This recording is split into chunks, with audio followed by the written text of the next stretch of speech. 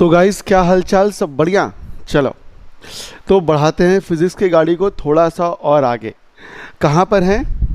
तो हम लोगों ने बहुत सारी चीज़ें पढ़ ली हैं। लास्ट एसी पढ़ा था।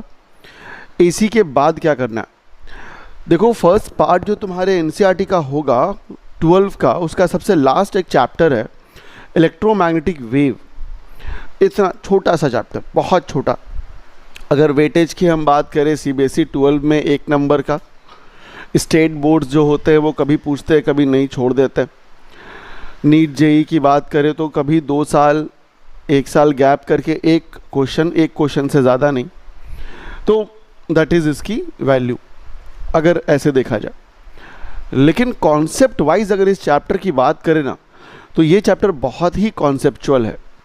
जो हमने यहाँ 12 में 7 चैप्टर्स पढ़े हैं, समझो कि उन 7 चैप्टर का निचोड़ इसमें दिया हुआ है। और यूजुअली क्या होता है कि बच्चे इसको छोड़ देते हैं, या फिर होता क्या है कि इसको परेशान बहुत ज़्यादा इससे हो जाता है। कॉन्सेप्ट भरा हुआ है, छोटी सी चैप्टर में कॉन्सेप्ट ज़्यादा है, तो यूजुअली इसको छोड़ने के वजह से या इस पर कम ध्यान देने की वजह से परेशान बहुत करता है। तो ऐसा होता है, हमसे बहुत सारे बच्चे पूछते हैं सर इलेक्ट्रोमैग्नेटिक वेव नहीं समझ में आता। तो these are the reasons basically. तो व्हाट आर इलेक्ट्रोमैग्नेटिक वेव्स? अगर नाम से देखा जाए तो इलेक्ट्रिक वेव और मैग्नेटिक वेव दोनों को एग्जिस्ट करेगा, एक साथ एग्जिस्ट करेगा, इलेक्ट्रिक वेव भी और मैग्नेटिक वेव भी। चलो ठीक है, मान लिया। कंट्रीब्यूशन किसका है इसमें? किसने बताया था सबसे पहली बार? नाम है मैक्सवेल। वो ग्लेन मैक्सवेल ऑस्ट्रेलिया के क्रिकेटर नहीं है, ये दूसरे वाले मैक्सवेल हैं, फिजिक्स वाले, और बहुत ही रिनाउंड साइंटिस्ट। इनका जो कंट्रीब्यूशन है ना फिजिक्स में, इनक्रेडिबल है, बहुत ज़्यादा। खैर, पूरे साइंस में एक्चुअली, केमिस्ट्री में भी इनका कंट्रीब्यूशन कम नहीं है। ग्रेट मैथमेटिशियन रहे अपने टाइम के। खैर, मैक्सवेल ने क्या कहा? मैक्सवेल ने ये कहा कि हम लोग एक फैराडे का लॉ पढ़ चुके थे पहले। फैराडे के लॉ में कहा गया है कि अगर मैग्नेटिक फ्लक्स को आप चेंज करोगे तो with the change in magnetic flux electric current वहाँ पर आ जाएगा। मतलब मैग्नेटिक फ्लक्स में चेंज कराओगे तो करंट आ जाएगा। मैग्नेटिक फ्लक्स में जो चेंज हो रहा था वो बेसिकली चेंज हो रहा था मैग्नेटिक फील्ड में, है ना। मैग्नेटिक फील्ड के वजह से ही मैग्नेटिक फ्लक्स चेंज होता है। तो हम सीधा सीधा ये कह सकते हैं कि with the change in magnetic field वहाँ पर करंट आएगा। ठीक है। मैक्सवेल ने क्या कहा?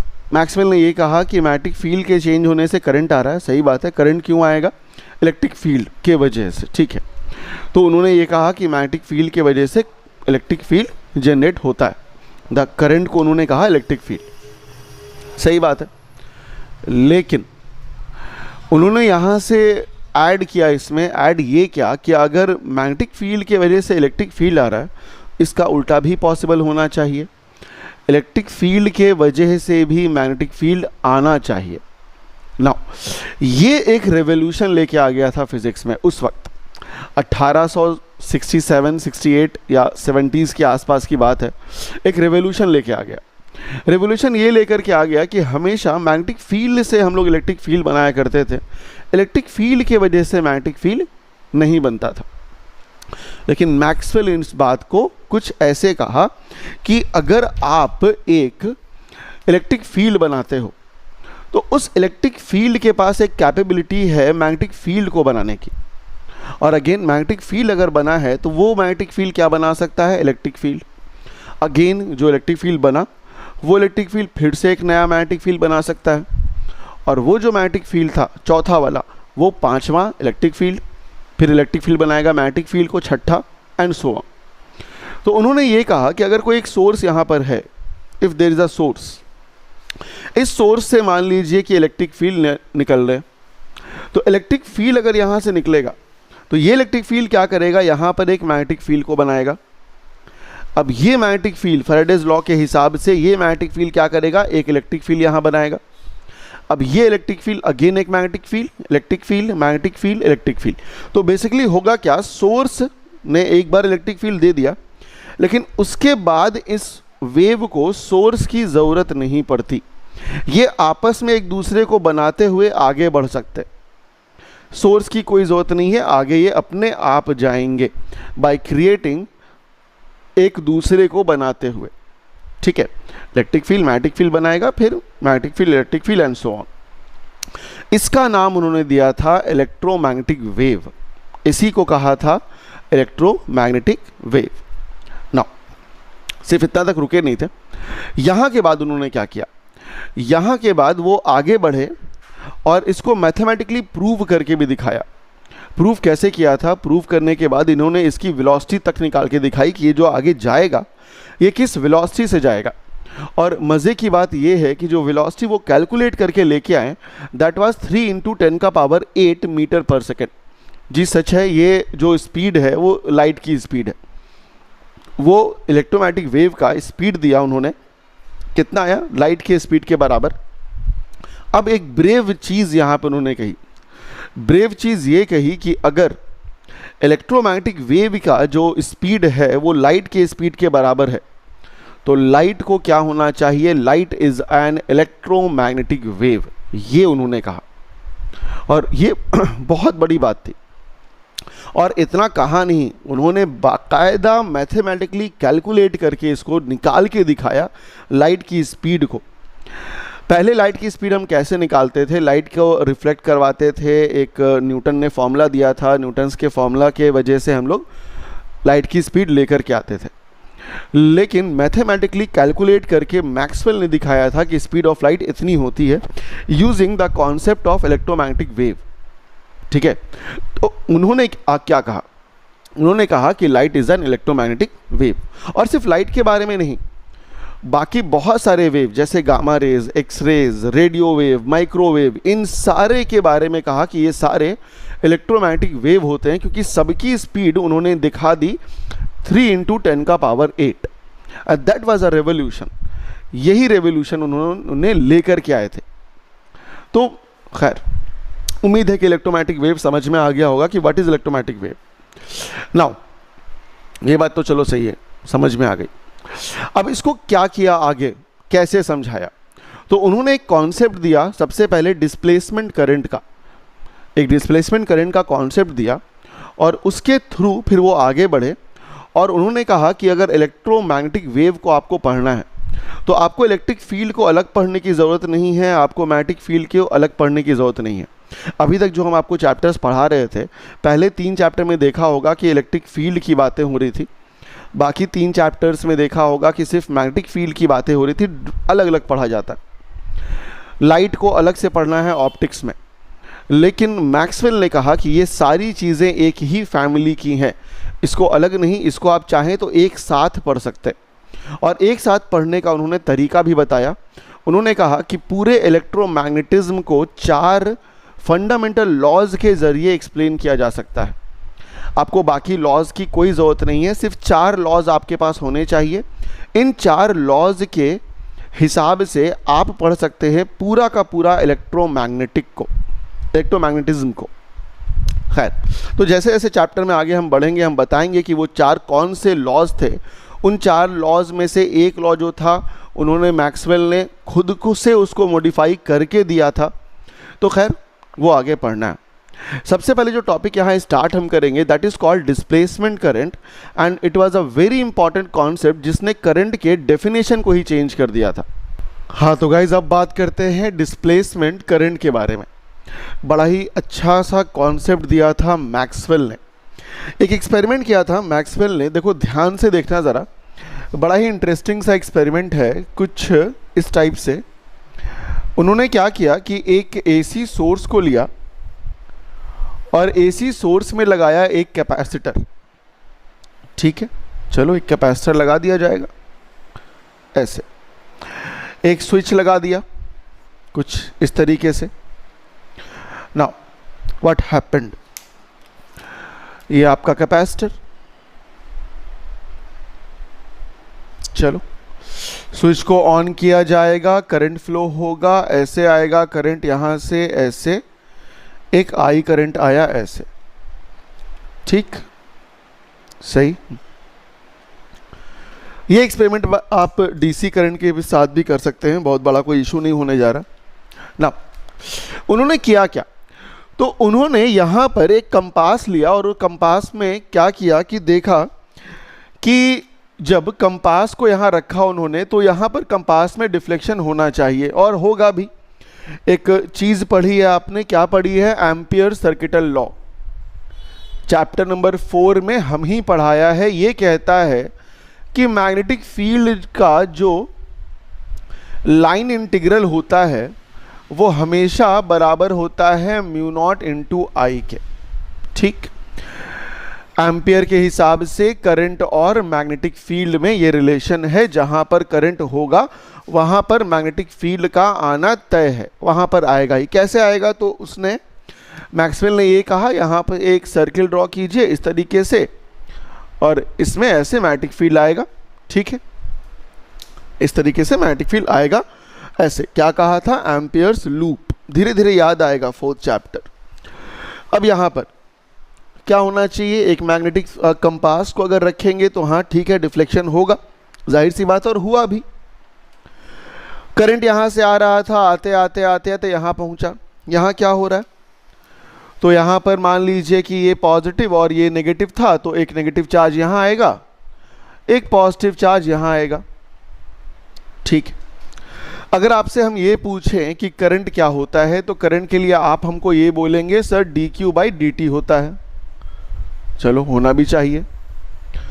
डेफिनेशन के हिसाब से rate of flow of charge, मतलब जहां पर चार्ज फ्लो करेगा वहां पर करंट आएगा, जहां पर करंट आएगा वहां मैग्नेटिक फील्ड आएगा। सही बात है, अभी तक सारी बातें सही है। यहां से आ रहा है करंट, यहां पर कंपास को रखेंगे, डिफ्लेक्शन होगा। यहां क्या होगा? क्या यहां पर चार्ज फ्लो कर सकता है कैपेसिटर प्लेट के अंदर में? तो आपका आंसर होगा नहीं सर, कैपेसिटर प्लेट के अंदर में तो कुछ है ही नहीं, तो वहां चार्ज जाएगा कैसे?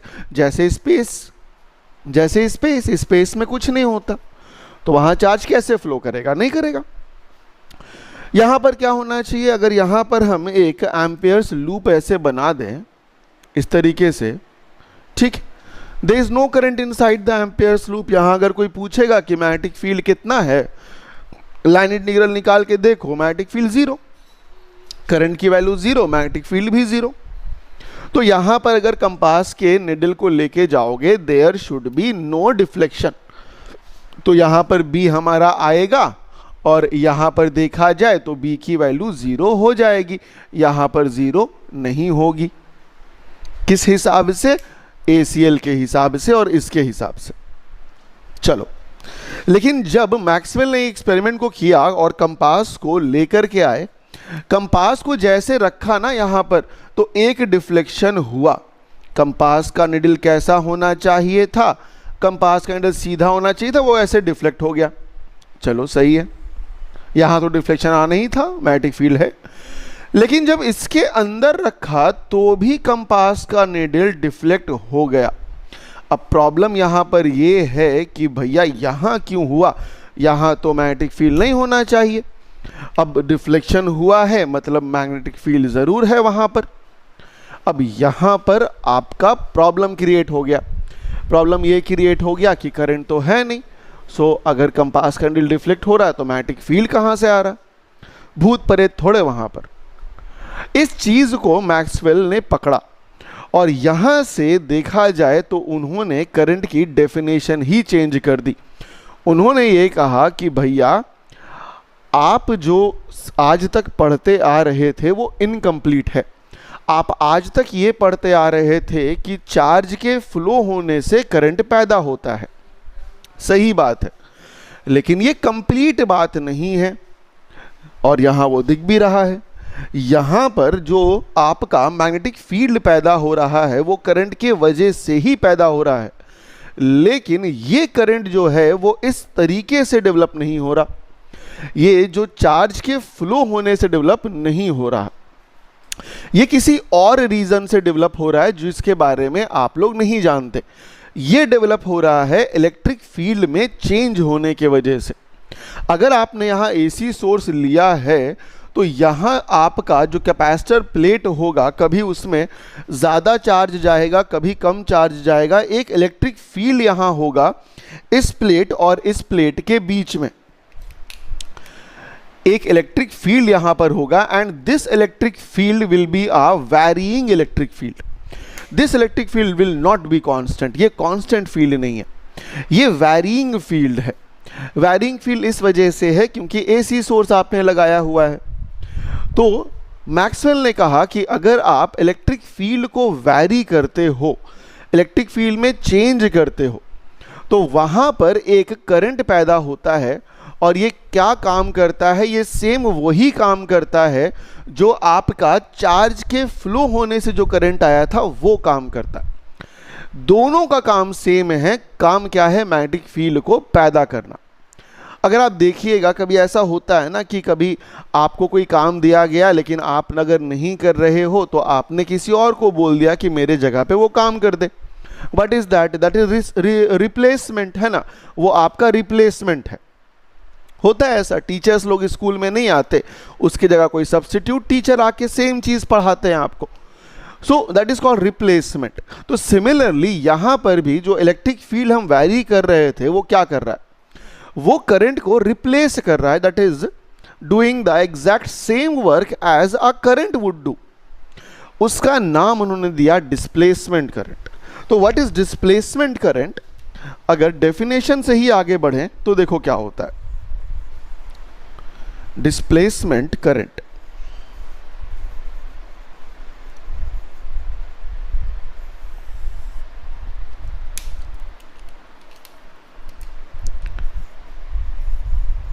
a current which is produced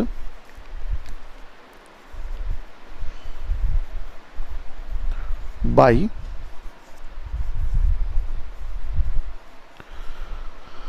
varying electric field, varying electric field is called displacement current. और ये वाला कौन सा करंट है? ये चार्ज के फ्लो होने से हो रहा है, इसको कंडक्शन करंट कहते हैं क्योंकि ये कंडक्ट कर रहा है, that is because of a conductor. यहाँ जो करंट पैदा हुआ जिसके वजह से एक मैग्नेटिक फील्ड आया, that current is called what? That current is called displacement current. Define ऐसे करते। अब इसका एक फॉर्मूला भी निकालना होगा, है ना। इसका फॉर्मूला देखो बड़ा अच्छा है, तरीका है, उस तरीके से आप आराम से इसका एक फॉर्मूला निकाल सकते हो। कैसे निकालना? सो अगर डिस्प्लेसमेंट करंट का एक फॉर्मूला निकाला जाए, देखो कैसे निकलेगा। हम क्या जानते हैं? हम ये जानते हैं कि इलेक्ट्रिक फील्ड बराबर क्या होता है। इलेक्ट्रिक फील्ड बराबर होता है 1/4 pi epsilon not Q by R का स्क्वायर। ठीक, सही है। नाउ फ्लक्स बराबर क्या होता है? इलेक्ट्रिक फ्लक्स बराबर आपने क्या पढ़ा है? इलेक्ट्रिक फ्लक्स बराबर पढ़ा है E इंटू A होता है। E की वैल्यू यहाँ से लाके आप पुट कर दीजिए इस वैल्यू को, तो this will become 1/4 pi epsilon not Q by R square into A। Now यहाँ से एक चीज़ देखो, अगर 4 पाई R स्क्वायर की वैल्यू देखें हम, what is 4 pi R square? ये 4 पाई स्क्वायर इज एरिया, है ना, ये एरिया है। तो आप यहाँ से क्या कह सकते हो? आप कह सकते हो कि भैया electric flux will be equal to what? That will Q by epsilon not into area ऐसे आके कैंसिल आउट, तो flux should be equal to this much. ठीक है, हमको करंट बनाना है। करंट कैसे बनाते हैं? करंट बनाते हैं dq बाई dt करके, है ना। तो हम क्या करेंगे? इसको डिफ्रेंशिएट कर देते हैं। अगर मान लीजिए कि इसको हम डिफ्रेंशिएट कर रहे हैं लाइक दिस, डिफ्रेंशिएटिंग किसके रिस्पेक्ट में कर रहे हैं भैया? With respect to time. ठीक, क्या बनेगा? ये बनेगा d phi e by d t is equal to d q by epsilon not by d t. क्या निकल करके आ रहा है देखो तो ज़रा, बड़ा ही अच्छा सा एक रिलेशन निकल के क्या आ रहा है। 1/एप्सिलॉन नॉट को बाहर निकाल लो, ये क्या है? चेंज इन फ्लक्स है। So d change in electric flux by d t 1/एप्सिलॉन नॉट, इज्जत से बाहर बचा क्या तुम्हारे पास? dq बाई डी टी, और इसी को तो करंट बोलते हो। So d flux by d t is equal to 1/एप्सिलॉन नॉट इंटू आई। इस आई को उन्होंने कहा डिस्प्लेसमेंट करंट। फॉर्मूला निकल करके आता है epsilon naught change in electric flux by change in time.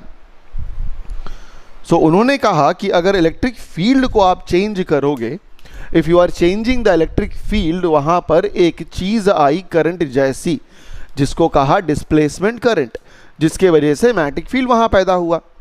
अब आगे बढ़ते हुए उन्होंने कहा कि इलेक्ट्रिक फील्ड के चेंज होने से आखिर हो क्या रहा था, वहाँ पर इलेक्ट्रिक फ्लक्स चेंज हो रहा था। तो डिस्प्लेसमेंट करंट का जो फॉर्मूला आएगा वो that will be epsilon naught into change in flux by change in time, या rate of change of electric flux. एक स्टेप चाहो तो और भी बढ़ा सकते हो। फ्लक्स के बारे में क्या जानते हो? फ्लक्स के बारे में ये जानते हो कि वो होता है electric field into area. Area constant है, बाहर निकाल लो E/dt और साथ में area. This is also a relation of displacement current. अब इसी डिस्प्लेसमेंट करंट से उन्होंने क्या बताया? इसी डिस्प्लेसमेंट करंट से उन्होंने इस फॉर्मूला को थोड़ा सा मॉडिफाई कर दिया। एम्पियर साहब ने सिर्फ इतना चीज दिया था, लेकिन करंट को उन्होंने चेंज कर दिया, और करंट को चेंज करके उन्होंने क्या लिखा? उन्होंने लिखा कि इसको थोड़ा सा मॉडिफाई करना पड़ेगा। मॉडिफाई ऐसे होगा कि the line integral of B dot dl is equal to mu not into IC plus ID। ये थोड़ा सा उन्होंने चेंज कर दिया और इसी को कहा उन्होंने मॉडिफाइड एम्पियर्स लॉ। क्या कहा? मॉडिफाइड एम्पियर्स लॉ कहा। अब यहां से आगे एक कंफ्यूजन यहां पर क्रिएट हो जाता है। यहां पे एक कंफ्यूजन ये क्रिएट हो जाता है कि सर आपने करंट की वैल्यू को बढ़ा दिया, आपने करंट की वैल्यू को बढ़ा दिया। अब वो B डॉट dl इंटीग्रेशन जो पहले म्यू नॉट I के बराबर हुआ करता था, अब करंट ज़्यादा हो गया, तो ये फॉर्मूला रिलेट कैसे कर रहा है? तो देखो, इसको समझने का बड़ा अच्छा तरीका है। तरीका ये है कि ये करंट चेंज नहीं हो रहा, ये एक्चुअली इसी का वैल्यू है। अब कैसे है देखो, ये कब आएगा? जो आपका कंडक्शन करंट है वो तब आएगा जब यहाँ से करंट जा रहा होगा वायर में ऐसे यहाँ तक। अप टिल नाउ यहाँ तक जो करंट रहेगा वो कौन सा करंट है? Conduction current. ठीक है, क्या यहां से यहां तक कहीं पर भी डिस्प्लेसमेंट करंट आ सकता है? Answer is no.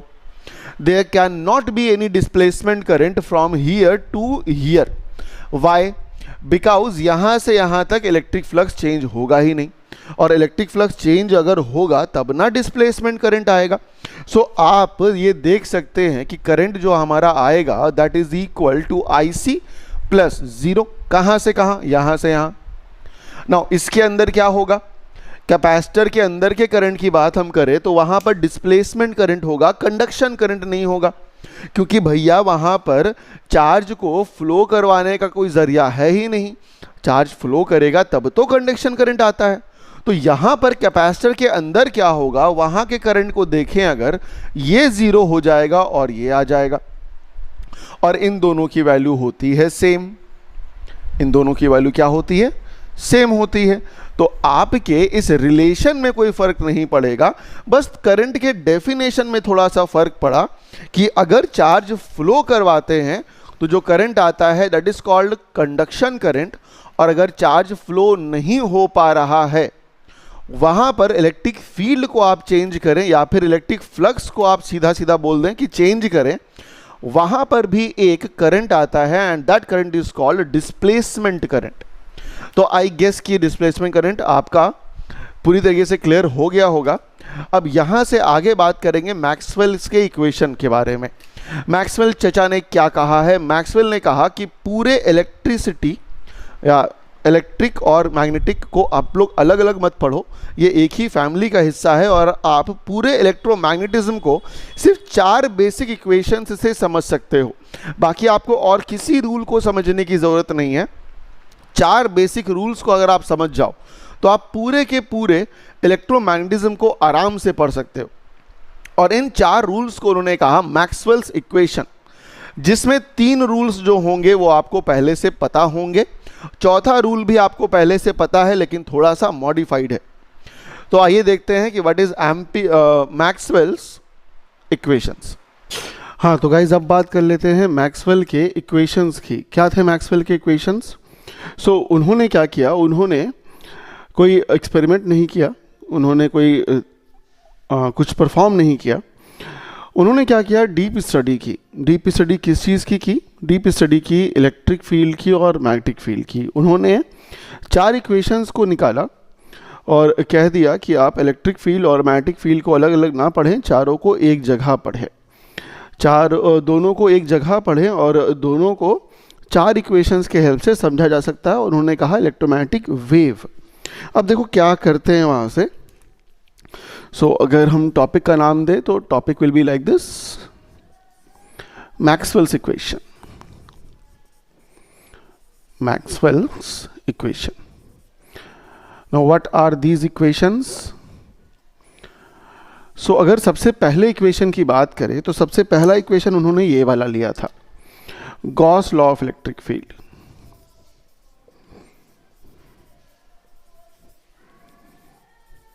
नाउ ये आप भली भांति जानते हैं। पता है मैक्सवेल ने ये कब दिया था? 1865। सोचो, उस वक्त कहना बहुत बड़ी बात है।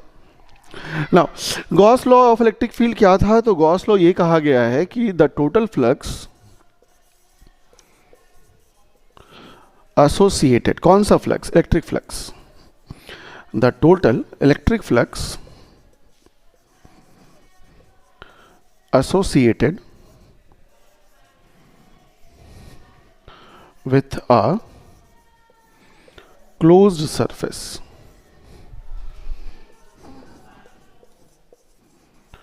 is 1 by epsilon naught times the total charge. The total charge enclosed in it.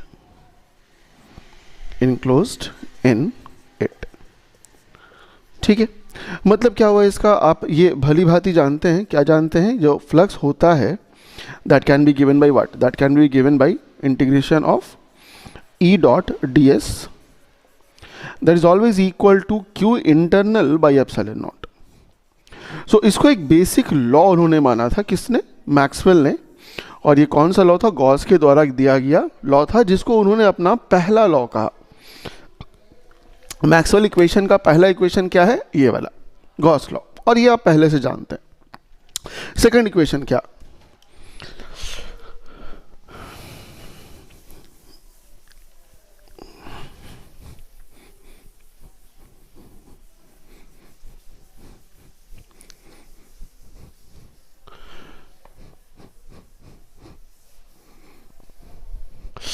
अगर हम सेकंड वाले की बात करें तो सेकंड इक्वेशन में क्या था? The Gauss law of change किया और यहां कर दिया magnetic field.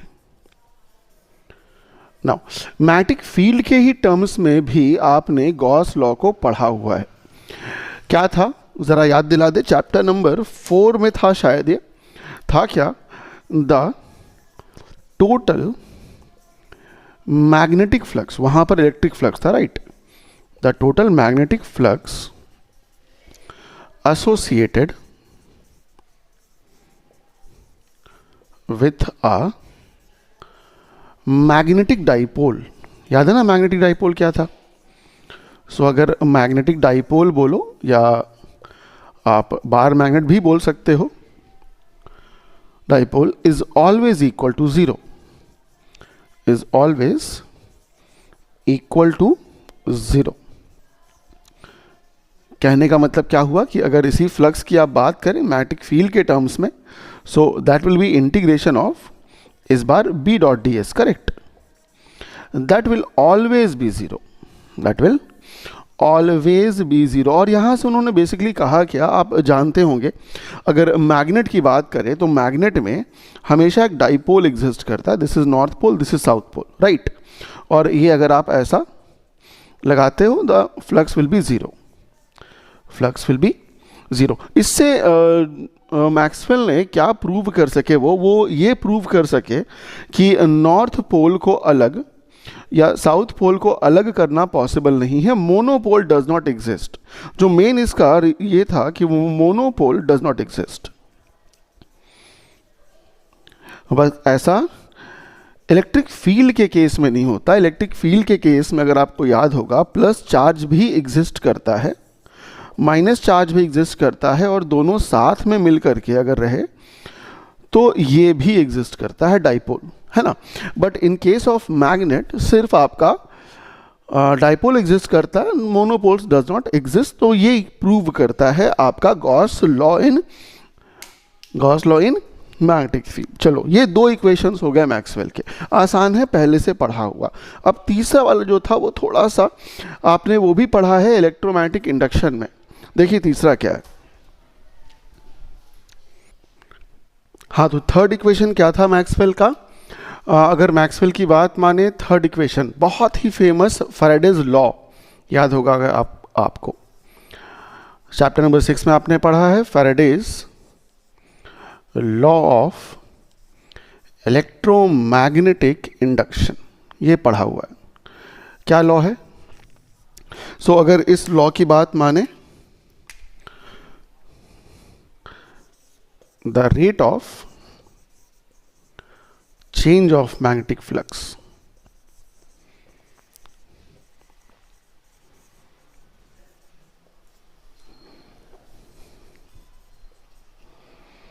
is equal to EMF generated।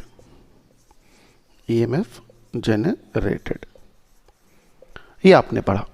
मतलब कहने का मतलब ये हुआ कि फैराडे ने ये कहा है कि अगर आपका पास एक मैग्नेटिक फील्ड है और उस मैग्नेटिक फील्ड को अगर आप चेंज कर रहे हो तो मैग्नेटिक फ्लक्स को चेंज करोगे, जाहिर सी बात है। तो अगर मैग्नेटिक फ्लक्स को आप चेंज कर रहे हो तो एक ईएमएफ जनरेट होता है, and that EMF can be given by minus of d phi by d t. हाँ, ये फाई किसका है? मैग्नेटिक फील्ड का, ये याद रखना है। ऐसे थोड़ा सा अगर आप चाहें तो आगे बढ़ सकते हैं। अगर ईएमएफ की हम बात करें तो ईएमएफ है क्या? ईएमएफ एक वोल्टेज है, right? EMF is just a voltage ना। और वोल्टेज और इलेक्ट्रिक फील्ड में एक रिलेशन पढ़ा था चैप्टर नंबर 2 में कि इलेक्ट्रिक फील्ड बराबर होता है minus of d v by d l, या डी आर या डी एक्स, कुछ भी ले लीजिए आप। माइनस साइन को इग्नोर अगर कर देंगे, सिर्फ मैग्नीट्यूड की बात करेंगे, तो बेसिकली होता यह है कि potential difference is equal to e into d l. So potential difference को आप ईएमएफ लिख सकते हो, तो आप इसको ईएमएफ लिख दो। और ये क्या कहलाएगा? ये कहलाएगा ई डॉट डी एल। और अगर आपको ये छोटा सा है, अगर मान लीजिए छोटा सा ईएमएफ यहाँ पर, तो अगर बड़ा सा ईएमएफ लिखना है आपको तो उसके लिए आप एक इंटीग्रेशन का साइन यहाँ लगा दें, बात खत्म हो गई। So EMF can be replaced by what? That value, integration of किसका? E dot d l. Okay, minus sign d. अच्छा, ये क्या होता है? फ्लक्स क्या होता है? फ्लक्स के बारे में अगर आप जानते हैं तो d of by d t, और फ्लक्स क्या होता है? ये होता है integration of b dot d s, ये होता है ना। अगर थोड़ा सा इसको एलाबोरेट कर दे तो ये क्या हो जाएगा? Electric field can be out, है ना, ये कांस्टेंट टर्म है। इसका एक और फॉर्म ये भी है कि इलेक्ट्रिक फील्ड, या फिर इलेक्ट्रिक फील्ड को ऐसे निकाल लो बाहर, integration of d l should be equal to minus of differentiation of what? Flux, b dot d s. आपका ये एक मेन फॉर्मूला हो जाता है, और ये उसके डिराइव फॉर्मूलाज आप कभी कभी अलग अलग बुक में देखेंगे, ठीक है। तो this was the third equation, Maxwell equation. Fourth वाला कौन सा? फोर्थ वाला भी आपको पहले से मालूम है, और टॉपिक का नाम था फोर्थ वाले में एम्पियर्स लॉ। हाँ, एम्पियर्स लॉ भी आपने पढ़ा हुआ है, चैप्टर नंबर 4 में ही पढ़ा है। उस लॉ को थोड़ा सा मॉडिफाई किया था थियोरिटिकली। किसने मॉडिफाई किया? मैक्सवेल ने। और उसको कहा मॉडिफाइड एम्पियर्स लॉ, जो बना फोर्थ इक्वेशन किसका? मैक्सवेल का। What was the equation? हाँ, तो फोर्थ इक्वेशन क्या था मैक्सवेल का? अगर फोर्थ इक्वेशन की बात करें, नाम हो जाएगा modified Ampere's law. Now Ampere's law के बारे में आप लोगों को पहले से मालूम है, चैप्टर नंबर 4 में पढ़ा हुआ है, बायोट-सावर्ट्स लॉ के बाद। क्या कहता था एम्पियर्स लॉ? याद कीजिए ज़रा। इन्होंने कहा था कि the line integral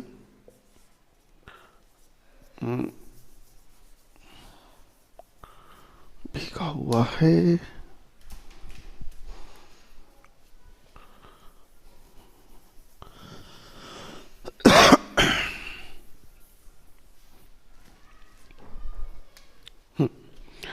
the line integral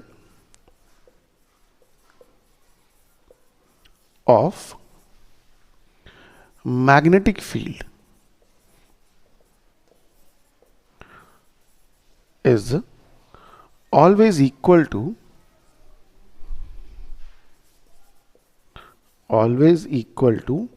mu naught times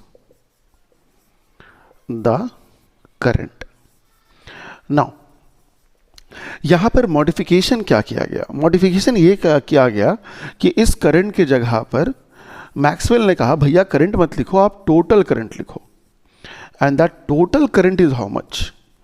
उन्होंने कहा कि टोटल करंट जो होगा that will B conduction current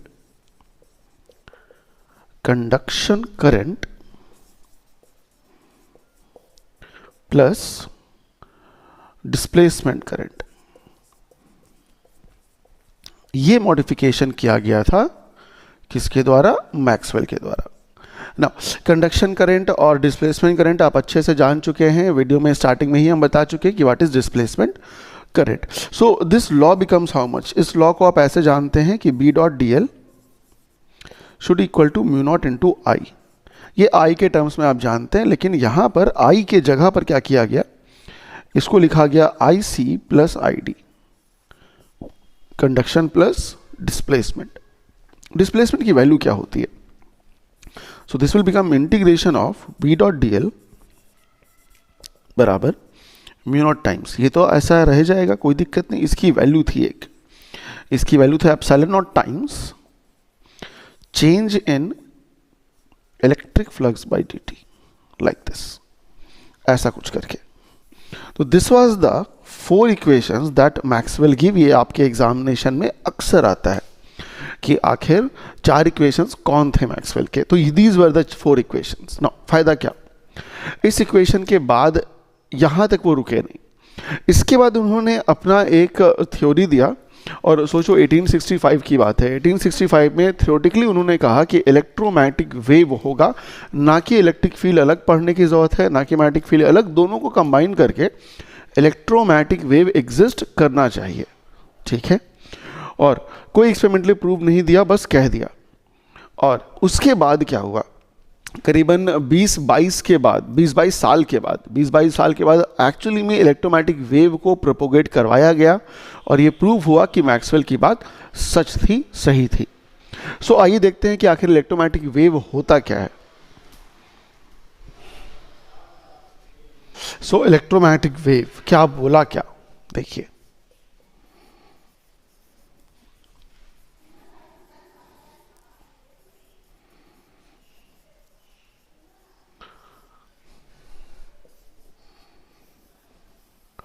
उन्होंने 2 बातें कही। उन्होंने ये कहा, सबसे पहला जो पॉइंट था मैक्सवेल का, उन्होंने ये कहा कि a time varying electric field will create magnetic field. और दूसरी बात उन्होंने ये कही कि आ टाइम वायरिंग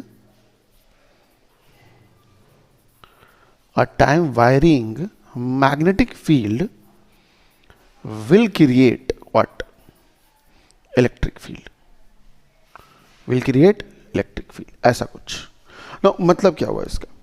मतलब इसका ये हुआ कि उन्होंने ये कहा कि भैया आप एक काम करो, आपको अगर कोई चीज़ प्रोड्यूस करवानी है इलेक्ट्रिक फील्ड या मैग्नेटिक फील्ड, आप एक काम करो, आप एक इलेक्ट्रिक फील्ड क्रिएट करा दो पहले। ठीक है, क्या ऐसा इलेक्ट्रिक फील्ड है जो टाइम पर वैरी कर रहा है? टाइम पे वैरी करने का मतलब क्या हुआ कि वो चेंज करेगा। क्या करेगा? वो चेंज करेगा। अगर इलेक्ट्रिक फील्ड चेंज कर रहा है तो that electric field will produce a magnetic field. पहला point, that electric field will produce a magnetic field. Now वो मैग्नेटिक फील्ड कैसा पैदा होगा? That magnetic field will also be a time varying magnetic field. ठीक है, electric field ऐसा है जो टाइम वैरिंग है, मतलब टाइम पर डिपेंड कर रहा है। वो क्रिएट करेगा magnetic field, and that magnetic field will also B time dependent, time पर डिपेंड करेगा। Now what does that magnetic field produce? वो क्या करेगा? वो जो नया मैग्नेटिक फील्ड है वो फिर से एक इलेक्ट्रिक फील्ड पैदा कर देगा, and that electric field will always be time varying. बात को समझना, यहाँ पर हमने क्या किया, जैसे सपोज फॉर एग्जांपल दे रहे हैं सन का, सन से लाइट यहाँ तक कैसे आता? उन्होंने कह दिया कि light is a electromagnetic wave. कैसे आ रहा? मान लो कि सन ने एक छोटा सा इलेक्ट्रिक फील्ड वहां पैदा किया, ठीक है। उस इलेक्ट्रिक फील्ड ने एक मैग्नेटिक फील्ड बनाया। अब जो नया मैग्नेटिक फील्ड पैदा हुआ, इसने फिर से एक इलेक्ट्रिक फील्ड बना दिया, इसने फिर से एक मैग्नेटिक फील्ड बना दिया। तो ऐसे आपको बस एक इनिशिएट करने की जरूरत है, बाकी वो एक दूसरे को बनाते हुए चलता है, बाकी वो एक दूसरे को बनाते हुए आगे अपने आप बढ़ जाएगा। You don't have to do anything now, आप बस इनिशिएट करके छोड़ दो, एंड दैट कैन गो, जितना दूर जा सके जाता है। जैसे light is an electromagnetic wave and light travels, it is just an electromagnetic wave, electric field और मैग्नेटिक फील्ड से बना हुआ है। बात समझ में आ रही है? अब कैसे किया? तो मान लीजिए हम आपको एक ग्राफ बना के समझाने की कोशिश करते हैं। सपोज कीजिए कि ये आपका एक्स एक्सिस है, ये आपका वाई एक्सिस है और ये आपका जेड एक्सिस है। मान के चलते ये वाई एक्सिस, ये Z axis and this one is X axis. Okay, way is electric field. So उन्होंने कहा कि ये इलेक्ट्रिक फील्ड है, मान के चलो साइनसॉइडल फंक्शन लाइक दिस, ऐसे करके this is your electric field like this. ठीक, कोई दिक्कत नहीं। Where will be the magnetic field then? Magnetic field ऐसा होगा, देखो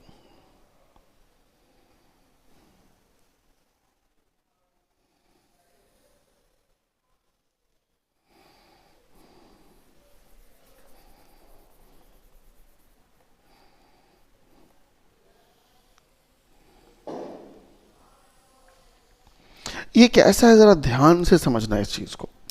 जैसे ये हमारा मान लो कि एक वाई एक्सिस और एक्स एक्सिस, तो ये हमारा एक्स वाई प्लेन है। Electric field will be like this, electric field is like this, ऐसा। Okay, this is your electric field like this. ठीक, मैग्नेटिक फील्ड कैसा होगा? तो magnetic field will be like this.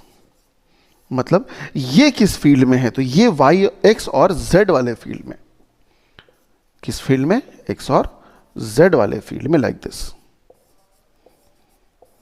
मतलब कहने का क्या हुआ? मतलब कहने का ये हुआ कि अगर हम कोशिश करें, सपोज कीजिए कि ये आपका ऐसे, अगर इलेक्ट्रिक फील्ड इस फील्ड में जा रहा है ऐसे, तो मैग्नेटिक फील्ड कहाँ होगा? इस फील्ड में होगा, ऐसे। ये ऐसे जाते, मतलब ये समझो कि इलेक्ट्रिक फील्ड का वेव ऐसे जा रहा है, मैग्नेटिक फील्ड ऐसे जाएगा, इस तरीके से। This is electric field and this is magnetic field like this.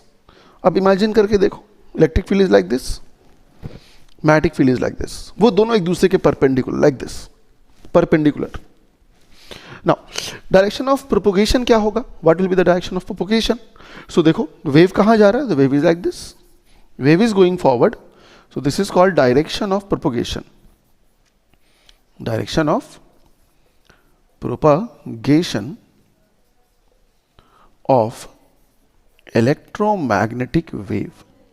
ये क्या है? ये इलेक्ट्रिक फील्ड जो कि एक्स और वाई के डायरेक्शन में है, और ये ग्रीन वाला क्या है? This is magnetic field, this is magnetic field. इसी को कहा उन्होंने इलेक्ट्रोमैग्नेटिक वेव। तो अगर इलेक्ट्रोमैग्नेटिक वेव है क्या? Electromagnetic wave is a wave produced by accelerating charge and is a combination of electric field and magnetic field which are mutually perpendicular to each other, mutually perpendicular to each other।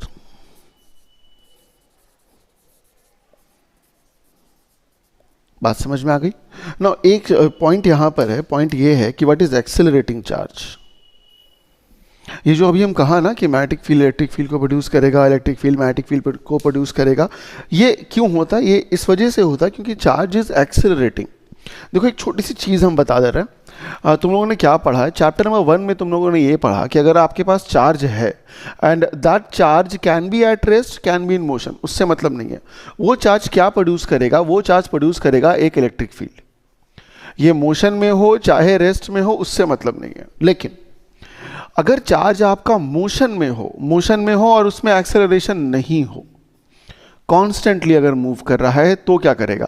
खैर electric field तो हमेशा पैदा करेगा ही करेगा, साथ में एक magnetic field भी पैदा करता है। चैप्टर 4 में पढ़ा था ये बात, है ना, जहाँ पे लॉरेंस फोर्स वगैरह की बात पढ़ी थी। सो अगर आपका एक चार्ज है जो कि मूव कर रहा है विद अ कांस्टेंट वेलोसिटी, वो इलेक्ट्रिक फील्ड और मैग्नेटिक फील्ड दोनों पैदा करता है। अगर चार्ज आपका रेस्ट में है, ठीक है, तो वो आपका इलेक्ट्रिक फील्ड तो करेगा ही करेगा। लेकिन अगर चार्ज आपका मूव कर रहा है और उसके पास एक्सेलरेशन भी है, तब वो क्या करता है? वो इलेक्ट्रिक फील्ड और मैग्नेटिक फील्ड प्रोड्यूस करता है, और साथ साथ इन दोनों, ये जो दोनों होते हैं वो टाइम वायरिंग होते हैं, और टाइम वायरिंग होने की वजह से एक इलेक्ट्रोमैग्नेटिक वेव भी पैदा करता है, लाइक दिस। सो सूर्य से जो रोशनी आ रही है, वो रोशनी अगर चार्ज से मान लो बनी हुई है, तो वो चार्ज एक्सेलरेट कर रहा होगा। वो चार्ज एक्सेलरेट करेगा तो ही इलेक्ट्रोमैग्नेटिक वेव बनेगा, नहीं तो नहीं बनेगा। और डायरेक्शन तुमको समझ में आ गया होगा कि अगर एक इलेक्ट्रिक फील्ड इस दिशा में है तो मैग्नेटिक फील्ड ऐसे होगा, लाइक दिस। इलेक्ट्रिक फील्ड ऐसे अगर है, मैग्नेटिक फील्ड ऐसे, लाइक दिस। अगर मार्कर्स के हेल्प से, लाइक दिस, ऐसा। ये इलेक्ट्रिक फील्ड, ये मैग्नेटिक फील्ड, और दोनों जाके से ऐसे जा रहा है सीधा। बात समझ में आ गई? चलो ठीक है। तो this is called electromagnetic wave. कैसे बना है वो समझ में आ गया। अब इसके अलावा आपके चैप्टर में क्या क्या है, तो आपको इस इलेक्ट्रोमैग्नेटिक वेव के बारे में 2-3 चीज़ें पढ़नी है। जैसे इलेक्ट्रिक डेंसिटी क्या होगा, या फिर एनर्जी ये लेके जाएंगे अपने पास, तो वो एनर्जी की वैल्यू कितनी होगी, क्या इनके पास मोमेंटम होगा या नहीं होगा, तो उन चीज़ों का ये देख लेते हैं। हाँ, तो नेक्स्ट टॉपिक का नाम हो जाएगा energy of an electromagnetic wave. ठीक है, energy of an electromagnetic wave. Now what is this? अब इलेक्ट्रोमैग्नेटिक ट्रैवल करेगा, अगर तो इलेक्ट्रोमैग्नेटिक वेव ट्रैवल करेगा तो उसके पास कुछ ना कुछ एनर्जी होगी ना। और आप जैसे धूप में जाते हो, अभी जाड़ा का टाइम भी है, तो वहाँ छत पे अगर जाते हो आपको गर्मी महसूस होती है, तो क्या बेसिकली कोई एनर्जी आपको टच कर रही है ना। तो कितनी एनर्जी लेके आता है आपका इलेक्ट्रोमैग्नेटिक वेव? अगर उसको आप निकालें तो आप उसको डिफाइन कैसे करते हैं? तो आप उसको बेसिकली डिफाइन करते हैं एनर्जी डेंसिटी से। किसे डिफाइन करते हैं? एनर्जी डेंसिटी से। तो what is energy density? So energy density अगर यहाँ पर हम देखें, एक बार हम पढ़ चुके हैं एनर्जी डेंसिटी चैप्टर नंबर 3 में। हम कहा था ना ये चैप्टर जो होगा सारे चैप्टर्स को रिवाइज करवाएगा। चलो देखो एनर्जी डेंसिटी क्या होती है। It is defined as the energy carried by an electromagnetic wave per unit volume. So that is called energy density, है ना। अब सोचो जरा, आपके पास 2 फील्ड थे वहां पे, इलेक्ट्रिक फील्ड भी है और मैग्नेटिक फील्ड भी है, राइट। इलेक्ट्रिक फील्ड अपनी एक एनर्जी लेके जाएगा थोड़ी सी, मैग्नेटिक फील्ड अपनी एनर्जी लेके जाएगा। तो एनर्जी डेंसिटी को कैसे डिफाइन करते हैं? म्यू से डिफाइन करते हैं, यू से डिफाइन करते हैं, म्यू से छोटा यू ऐसा। और ये मान लीजिए इलेक्ट्रिक फील्ड की हम बात करें, इलेक्ट्रिक फील्ड की वजह से एनर्जी डेंसिटी, फॉर्मूला याद होगा, चैप्टर नंबर 3 में पढ़ा है, 1/2 एप्सिलॉन नॉट इंटू ई का स्क्वायर, ऐसा कुछ। एक प्रॉब्लम ये है कि जो आपका इलेक्ट्रिक फील्ड है यहाँ पर, वो टाइम वायरिंग है ना, वो टाइम के साथ चेंज कर रहा है। तो कभी भी कोई चीज़ चेंज करता है, और वो साइनोसॉइडल फंक्शन अगर आपने देखा होगा तो वो साइन पर डिपेंड करेगा। तो हम यहाँ इलेक्ट्रिक फील्ड का आरएमएस वैल्यू लेके चलते हैं। क्या लेके चलते हैं? आरएमएस वैल्यू लेके चलते हैं। सिमिलरली अगर यू बी की बात करें, the energy density due to magnetic field, ये कितना होगा? तो this will be 1/2 B, again RMS value का स्क्वायर बाई म्यू नॉट। यहाँ एप्सिलॉन नॉट और यहाँ म्यू नॉट यूज करते हैं आप। और एक अच्छी बात यह है कि दोनों इक्वल होता है। तो this is also always equal to this, always remember this will be equal to this. तो अगर टोटल एनर्जी डेंसिटी की हम बात करें तो what will be the total energy density? So total energy density of the EM wave can be given bye UE plus UB, correct है ना। सो आप क्या कर सकते हैं, यहाँ से आप चाहें तो 1/2 को आप कॉमन निकाल लें, आपके पास यहाँ बचा epsilon not into E R M S का होल स्क्वायर, और यहाँ बचता है बी आर एम एस का whole square by mu naught. Correct, कोई दिक्कत नहीं, सही है। तो एक फॉर्मूला तो आपका ये हो गया आरएमएस टर्म्स में, अगर आरएमएस की बात करें आरएमएस टर्म में ये हो गया। लेकिन आरएमएस का मतलब क्या होता है? अगर मान लो पीक वैल्यू आपको दिया रहा है, आप आरएमएस की वैल्यू हमेशा जानते हैं, आप करंट में ये चीज़ चैप्टर 7 में पढ़ चुके हैं कि ई आरएमएस क्या हुआ करता था। ये हुआ करता था ई नॉट बाई रूट टू, है ना।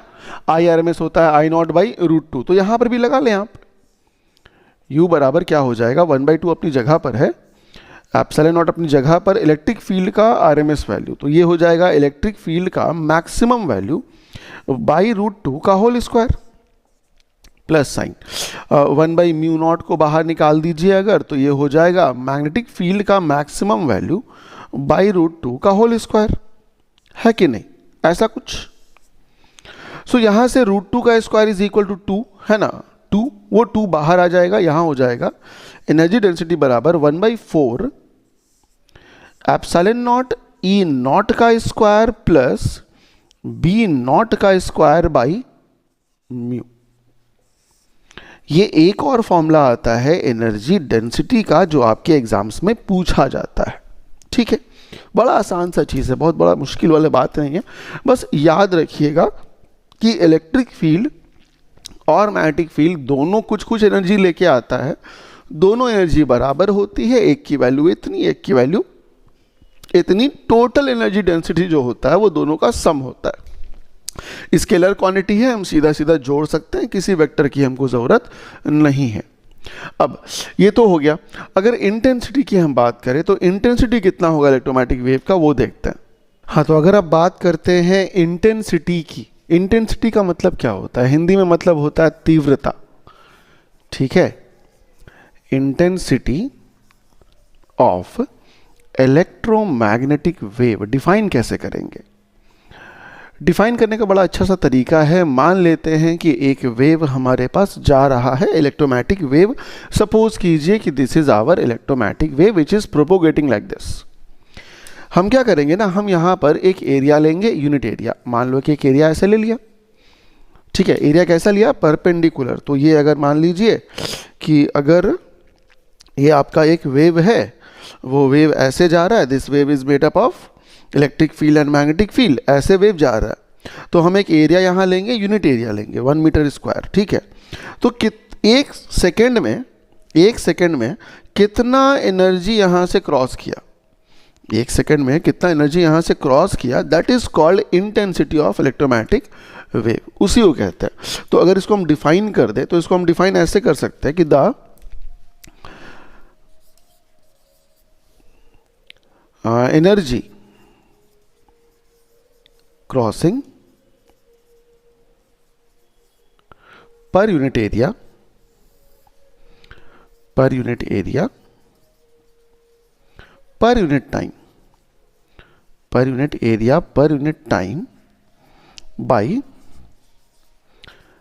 an electromagnetic wave is called intensity of electromagnetic wave. Okay. Now suppose करते हैं कि यहाँ से एनर्जी जा रही है, ठीक है। सो यहाँ से इंटेंसिटी का मतलब हो जाएगा टोटल एनर्जी, कैपिटल यू लिख रहे हैं, डिवाइडेड बाई एरिया और इनटू टाइम, तो डेल्टा टी मान लेते हैं, डेल्टा टी टाइम के लिए गया। Total energy by unit area unit time, ठीक है। Okay, this is total energy, okay, by area into time. तो टोटल एनर्जी हम कैसे निकालें? तो टोटल एनर्जी निकालने के लिए हम सपोज करते हैं कि यहाँ से वेव जा रहा था, टोटल एनर्जी ऐसे कुछ ऐसे, इतना एनर्जी गया, कितना एनर्जी, इतना एनर्जी गया, ठीक है, ऐसा। और यहाँ पे जो एनर्जी डेंसिटी थी, वो एनर्जी डेंसिटी क्या थी? स्मॉल यू, जो आपने निकाला अभी, एनर्जी डेंसिटी जो आपने अभी निकाला। अब सपोज करते हैं, ठीक है, total energy can be given by energy density energy density into volume, into volume, क्योंकि एनर्जी डेंसिटी क्या था, एनर्जी बाई वॉल्यूम नहीं था ना, तो एनर्जी निकालने के लिए एनर्जी डेंसिटी इनटू वॉल्यूम कर दिया ना। एनर्जी डेंसिटी हम स्मॉल यू से डिनोट करते हैं, कोई दिक्कत नहीं, ठीक है। ये किस स्पीड से जा रहा था, तो स्पीड कितनी इसकी, सी स्पीड रही होगी, और मान लो डेल्टा टी में ये यहाँ से यहाँ तक गया, तो इस लेंथ की वैल्यू कितनी हो जाएगी। हम क्या जानते हैं, हम ये जानते हैं कि वेलोसिटी बराबर होता है बाबू मेरा डिस्टेंस बाय टाइम, तो डिस्टेंस बराबर वेलोसिटी इनटू टाइम। सो ये डिस्टेंस कितना हो जाएगा, this distance will be velocity into time. तो वेलोसिटी कितना, सी वेलोसिटी से जाता है, टाइम कितना डेल्टा टी, इस लेंथ की वैल्यू कितनी हो गई, सी इंटू डेल्टा टी। और ये एरिया कितना लिया हमने, ये एरिया लिया कैपिटल ए। सो वॉल्यूम क्या हो जाएगा, वॉल्यूम को कहते हैं एरिया इंटू लेंथ।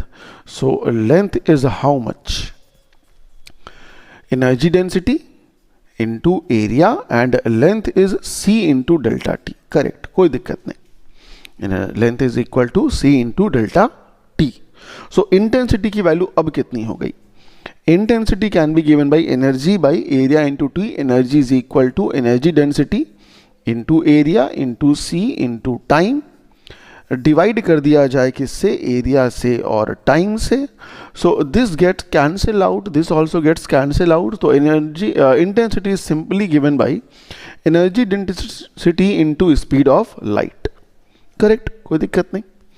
सो अगर इंटेंसिटी का फॉर्मूला निकाल दें हम, एनर्जी डेंसिटी का फॉर्मूला आपने देखा था अभी, 1/2 into epsilon not into E not का स्क्वायर, यही आया था ना, इंटू सी कर दो, या फिर इसको अगर आरएमएस के टर्म में आप लिखना चाहोगे तो ये कैसे लिखा जाएगा, ई नॉट इंटू, ये हो जाएगा ई नॉट और √2 का होल स्क्वायर, इस 2 को यहाँ भेज दिया, √2 का होल स्क्वायर लिख सकते हैं, इंटू सी कर दिया। फाइनली आपको इंटेंसिटी का जो वैल्यू मिलेगा that will be this one into electric field RMS का square into C, like this.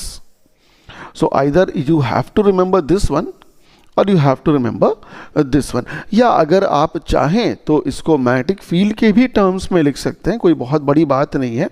In terms of magnetic field this will be 1/2, this epsilon naught will be replaced by mu naught and this will be replaced by B naught का square into C कर दो, या फिर this B RMS का square by mu not into C कर दो, like this,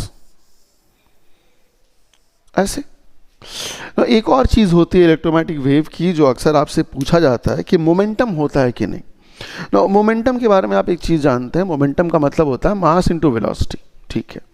अब अगर आपके लेवल पे हम सवाल आपसे पूछें कि भैया मोमेंटम होता है कि नहीं, आप क्या बोलोगे, सर मोमेंटम नहीं होता, क्यों नहीं होता, एनर्जी है, एनर्जी है, उसके पास मास थोड़ा ना होगा। मोमेंटम के लिए मास इनटू वेलोसिटी, मास चाहिए, मास तो है नहीं उसके पास, तो फिर मोमेंटम कहाँ से आया, नहीं भैया मोमेंटम होता है उसके पास, ठीक है, ऐसा नहीं कि नहीं होता।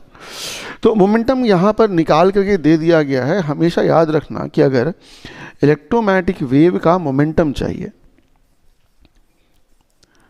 उसका एक फॉर्मूला दे दिया गया है, आपको वो फॉर्मूला याद रखना होगा। Momentum is always equal to total energy by C, momentum is always equal to total energy by C होता है, ये याद रखना है, ठीक है।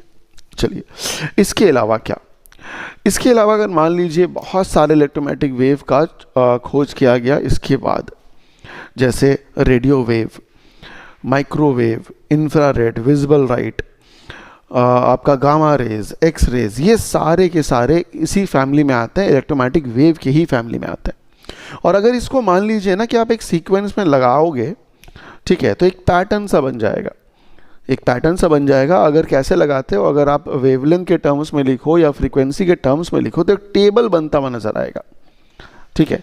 सो वो टेबल क्या होता है वो देखिए, आपको वो टेबल याद कर लेना है, बस चुपचाप याद कर लीजिए, आपका आ गया।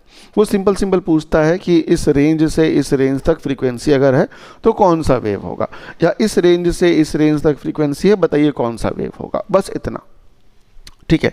तो वो अक्सर आपसे पूछता है, तो आपको बस एक टेबल दे रहे हैं, उस टेबल को याद करना है, ठीक है। इसके अलावा क्या करना है, इसके अलावा आपके एग्ज़ाम में कुछ ये पूछता है कि एक्स रेज़ का 2 यूज़ बता दीजिए, गामा रेज़ का 2 यूज़ बता दीजिए। वो सारी चीज़ों को हम बना के आपको देते रहे, वो आपको बस जो हम दे रहे हैं उसको आप सीधा सीधा याद कर लो, बस हो गया।